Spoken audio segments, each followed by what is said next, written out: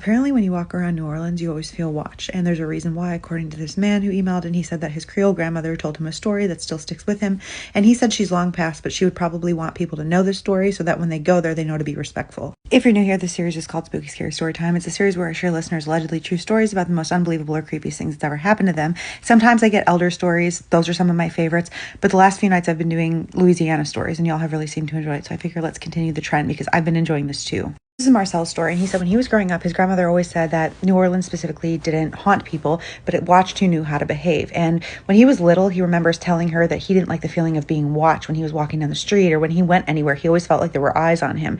And when he told his grandmother this, she smiled. She tells him, no, baby, that's protection. And he says, what do you mean? And she says, only fools feel unwatched here. And she goes, I have a story for you about my old neighbor named Odette. And apparently Odette moved next to the grandmother long before Marcel was born.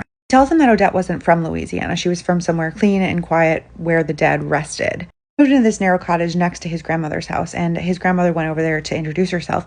And one of the first things she tells Odette is, you should introduce yourself to the house. And Odette just laughs at her. And Odette notices the grandmother's just quiet. She's like, well, what am I supposed to say to introduce myself to the house? And the grandmother says, well, just tell it who you are and why you're here. She's like, tell it your name so the house knows who's inside and it knows to watch you. And Odette's like, that's weird. I'm not going to do that. That she did other things that were kind of careless and disrespectful to the neighborhood as well. Like when she would walk around at night, she would make a lot of noise. She would sing loudly. She would talk to people and ask questions she had no business asking. She would also walk past the corner shrine. I'm not sure if this was part of her house or something on the block, but she would walk past the corner shrine without touching it or acknowledging it, which really, really bothered the grandmother. But Marcel's grandmother said she really messed up because one day the grandmother was outside. She's watching Odette. She's on the porch and she takes down this little bundle of cloth that's been tied up on the porch.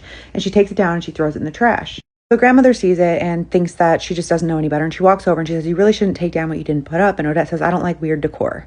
Something along those lines. And Marcel's grandmother tries to explain to her, just because you don't believe in something doesn't mean it doesn't believe in you, or something to that effect. She basically tells her, certain things are put into place because certain things are watching you to make sure that you keep an even score, to make sure that you're being respectful, that you respect the space, and in turn, they'll watch you, they'll protect you. And Odette tells her, I don't like being watched. It gives me anxiety. I don't need anybody looking out for me. She does tell Marcel's grandmother that she has felt watched since she moved into the city and that it just always feels like the walls are leaned in listening to her.